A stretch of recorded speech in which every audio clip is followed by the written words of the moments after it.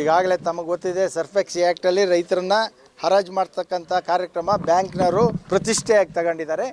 ಅದು ಆ್ಯಕ್ಚುಲಿ ಕೃಷಿ ಅಂತಲೇ ಮೊನ್ನೆ ಪಾರ್ಲಿಮೆಂಟಲ್ಲಿ ನಿರ್ಮಲಾ ಸೀತಾರಾಮನವರು ಅನೌನ್ಸ್ ಮಾಡಿದ್ದಾರೆ, ಇದು ಕೃಷಿಗೆ ಸಂಬಂಧಪಟ್ಟಿದ್ದು ಅಂತನೋ.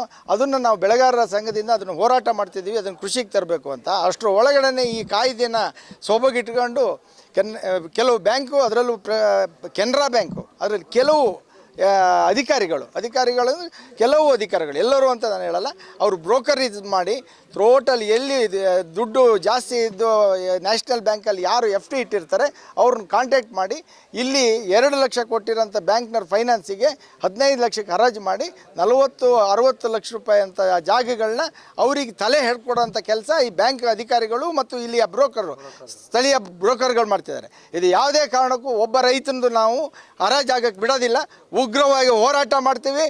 ನಾವು ಈ ಹೋರಾಟನ ಯಾವುದೇ ಬಲಶಾಲಿಗಳು ತಗೊಂಡ್ರು ಅವರು ಕೃಷಿ ಮಾಡೋಕ್ಕೆ ಬರೋಕ್ಕೆ ಬಿಡೋದಿಲ್ಲ ಅಂತ ಹೇಳ್ತಾ ನಿಮ್ಮ ಮುಖಾಂತರ ಹೇಳ್ತಿದ್ದೀವಿ. ನಾವು ಇನ್ನು ಎಚ್ಚರಿಕೆ ಕೊಡ್ತಾ ಇದ್ದೀವಿ. ಇದಲ್ಲದೇ ಇನ್ನು 1 ವಾರ ನಾವು ಕೆನರಾ ಬ್ಯಾಂಕಿಗೆ ಇವರು ಕಟ್ಟಿರತಕ್ಕಂಥ ದುಡ್ಡು ಇಟ್ಕೊಂಡು ಡಾಕ್ಯುಮೆಂಟನ್ನು ಅವರೇ ರಿಸ್ಕ್ ತಗೊಂಡು ನೆಗೋಷಿಯಬಲ್ ಮಾಡಿಸಿ ನಮಗೆ ಕೊಡಬೇಕು. ಅವನು ಯಾರು ದಳ್ಳಾಳಿ ಕಟ್ಟಿದ್ದಾನೆ ಅವನಿಗೆ ವಾಪಸ್ ದುಡ್ಡು ಕೊಟ್ಟು ನಮ್ಮ ರೆಕಾರ್ಡ್ನ ಕೊಡಬೇಕು. 45 ಲಕ್ಷ ರೂಪಾಯಿ ಕಟ್ಟಿ 7 ತಿಂಗಳಾಗಿದೆ, ಇವತ್ತಿನವರೆಗೂ ನಮಗೆ ಆ ರೆಕಾರ್ಡ್ ಕೊಟ್ಟಿಲ್ಲ.